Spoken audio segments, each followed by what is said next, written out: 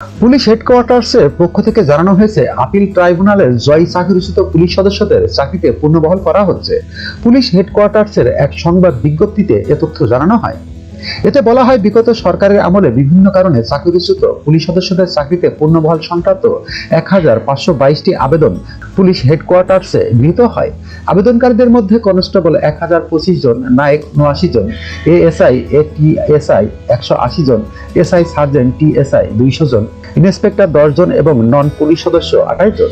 বিজ্ঞপ্তিতে বলা হয়, তাদের চাকরিতে পুনর্বহাল সংক্রান্ত আবেদনসমূহ পর্যালোচনার জন্য গত বছরের আগস্ট মাসে একজন ডিআইজির নেতৃত্বে একটি কমিটি গঠন করা হয়।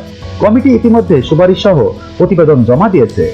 যারা আপিল ট্রাইব্যুনালে জয়ী হয়েছে তাদেরকে চাকরিতে পুনর্বহালের জন্য পুলিশ হেডকোয়ার্টার্স হতে ব্যবস্থা গ্রহণ করা হচ্ছে।